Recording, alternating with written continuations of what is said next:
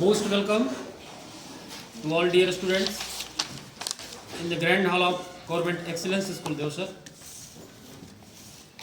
National Talent Search Examination is one of the most prestigious scholarship exam. It has mainly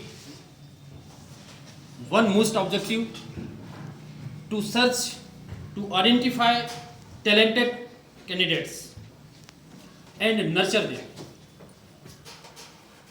NTSE exam contains two stages, first state level and second national level. If you pass in stage 1, then you can appear in second stage. In first stage,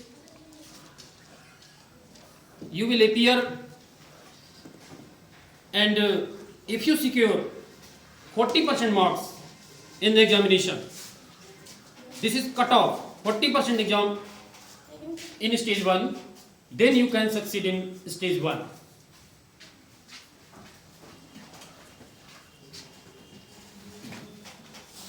Actually, 2000 award is distributed per year. This exam conducted by NCERT, National Council Education Research and Training. This exam has two stages.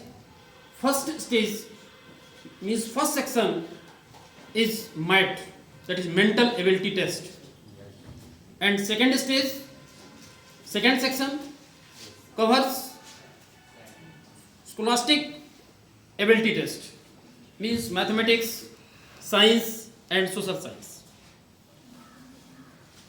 In this exam, there is no question of Sanskrit, English, etc. Only mathematics, science and social science. Then जब भी आप ध्यान देंगे, क्योंकि इसमें Hindi medium के छात्र हैं और इंग्लिश मीडियम के छात्र, मैं कवर करने का प्रयास करूंगा कि दोनों छात्रों को समझ में आए। अभी तक जो बातें बताई गई उसका मूल मात्र उद्देश्य ये है कि आपको पता होना चाहिए कि एनटीएसई एग्जाम क्या होता है, एनटीएसई एग्जाम हम क्यों दे रहे हैं, और एनटीएसई एग्जाम देने के बाद हमें क्या क्या सुविधाएं प्राप्त होंगी, जिसके लिए आप इतना मेहनत कर रहे हैं। तो एनटीएसई एग्जाम में सबसे पहली चीज तो आपको जानना है कि यह 2 स्टेज में होगी परीक्षा।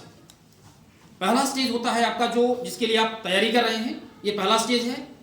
इस पहले स्टेज में आपको 2 सेक्शन में परीक्षा देनी होगी, जिसको कि पहली पाली और दूसरी पाली के नाम से जानते हैं। एग्जाम के दिन आपकी परीक्षा पहली पाली और दूसरी पाली।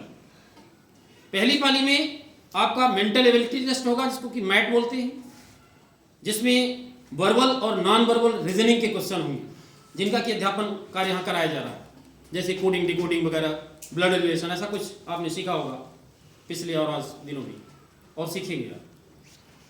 जो स्कॉलास्टिक एबिलिटी टेस्ट है, जिसमें कि सब्जेक्ट के क्वेश्चंस होंगे, तो सब्जेक्ट चूंकि आप पढ़ ही रहे हैं, इसलिए उसके संदर्भ में यहाँ पर जो कोचिंग है, थोड़ी बहुत मार्गदर्शन आपको विषय विशेषज्ञों के द्वारा दिया जाएगा, लेकिन ज़्यादा आपको स्वयं फोकस करना होगा।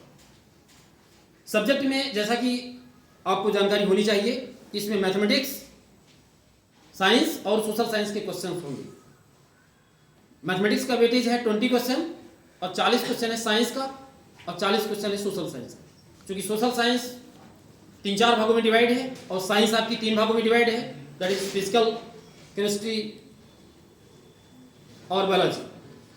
3 भागों में साइंस डिवाइड है, और 3-4 भाग इसमें, जैसे हिस्ट्री हो गया, आपका सोशोलॉजी हो गया, जियोग्राफी हो गया, इकोनॉमिक्स हो गया, ये सारे पार्ट्स इसमें। तो आपको क्लास 9th और क्लास 10th ये दोनों का सिलेबस कवर करना है सब्जेक्ट का।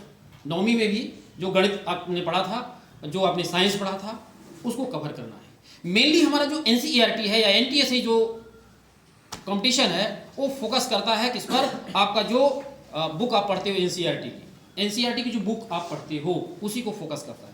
तो हमारे एमपी बोर्ड के जो छात्र हैं, जो सीबीएसई बोर्ड के छात्र हैं सभी के लिए अब सेम बुक है, कोई समस्या नहीं है, बुक वही है, केवल मीडियम चेंज है। तो उसी बुक का आपको थारोली अध्ययन करना है। आज का जो आपका टॉपिक हमें मिला है मार्गदर्शन देने का, वो है पजल टेस्ट। पजल टेस्ट के नाम से ये कौन सा पार्ट हम लोग पढ़ रहे हैं? सैट की मैट पढ़ रहे हैं, मेंटल एबिलिटी टेस्ट। इसके अंतर्गत दो पार्ट आते हैं, एक वर्बल और एक non verbal. Verbal non verbal, तो ये आपका क्या चल रहा है? वर्बल चल रहा है कि नॉन वर्बल? क्या चल रहा है, कोई बताएगा? ये वर्बल पढ़ रहे हैं, मतलब जो आपने पढ़ा, अभी पढ़ा, इसके पहले की क्लास पढ़ी होगी, पिछले दिन पढ़ा था, वो क्या पढ़ा आपने? वर्बल पढ़ा कि नॉन वर्बल पढ़ा? कोई बताएगा? कोई student? Verbal non verbal, there are two types of reasoning. ये रीजनिंग कहलाती है। रीजनिंग दो प्रकार की होती है।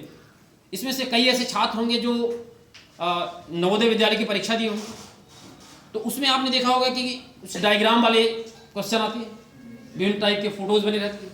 दे आर नॉन वर्बल। वो क्या है? नॉन वर्बल, वो कहलाता है नॉन वर्बल। यहाँ ऐसी कोई चर्चा हुई क्या? अभी नहीं हुई चर्चा। मीन्स आपकी जो चर्चा हो रही है वो क्या है? वो वर्बल। ये वर्बल रीजनिंग के अंतर्गत। तो दोनों पार्ट इसमें कवर करता है हमारा एनटीएससी, वर्बल और नॉन वर्बल। लेकिन इसमें नॉन वर्बल के ज़्यादा क्वेश्चन होते हैं, इसलिए नॉन वर्बल पर यहाँ फोकस किया जाए। नाउ स्टार्ट आज पजल टेस्ट। अब आपको जानना होगा कि पजल टेस्ट कितने प्रकार का होता है। पजल टेस्ट, पहेली, पजल को क्या बोलते हैं? पहेली बोलते हैं। तो पजल टेस्ट कितने प्रकार का कवर करेगा?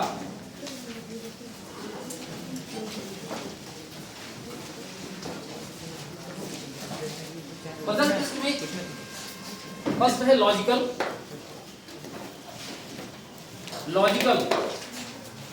सेकेंड है इसी में मैथमेटिकल।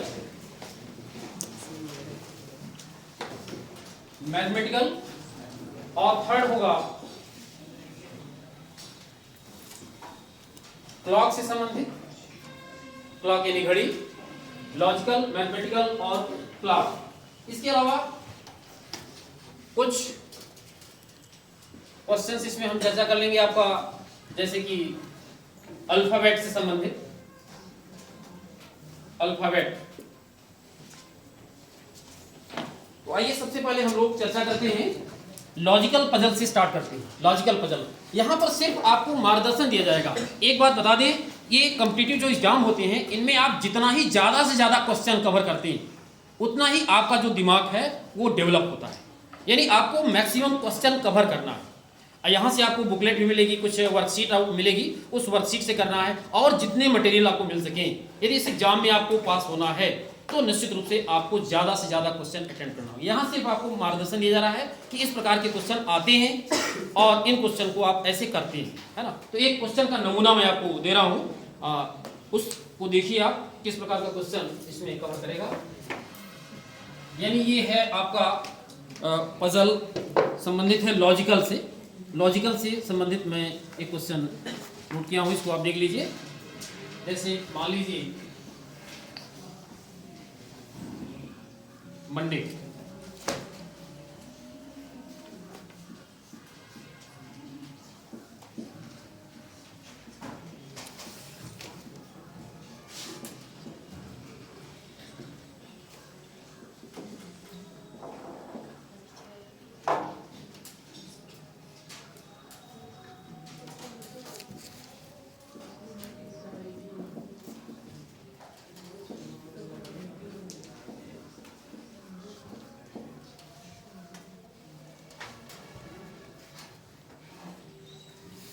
अब मान लो इनको कुछ वैल्यू प्रदान कर दी जाए, मंडे को कुछ वैल्यू प्रदान कर दी जाए। तो मंडे को इन्होंने वैल्यू प्रदान किया है 617 और ट्यूसडे को वैल्यू प्रदान किया 729, वेडनेसडे को 9312, 8412, 6511 और 8614। आपका क्वेश्चन इसमें यह है कि यदि इफ इनकी वैल्यू है तो कौन सा डे इसमें नहीं है? ध्यान से देखिए, संडे, संडे को कौन सा हम नंबर प्रदान करेंगे? संडे के लिए आपका कौन सा नंबर होगा? व्हाट? संडे के लिए आपको पता करना है ये क्वेश्चन।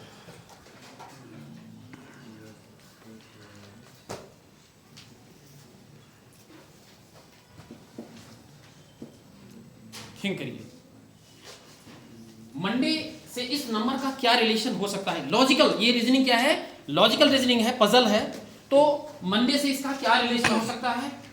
और उसी प्रकार का रिलेशन ट्यूसडे में होगा, और उसी प्रकार का रिलेशन, इतने एग्जांपल देने का मतलब यह है कि एक रूल मिलेगा आपको, और उस रूल के माध्यम से आप संडे को लिख पाएंगे। तो उस रूल को जानने का प्रयास आपको करना है। सिर्फ इसमें आपका दिमाग जो है सोचेगा, और क्या सोचता है, क्या उस आउटपुट पर आप पहुंच पा रहे हो। देखो, थोड़ा सा ट्राई करो, 2 मिनट का समय आपको मैं दे रहा हूं, और वहां तक पहुंचने का प्रयास करिए।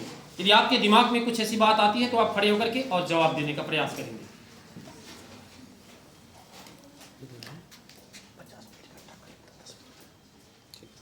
कंटिन्यू करनी है, हो गया 10 मिनट ब्रेक कर दीजिए।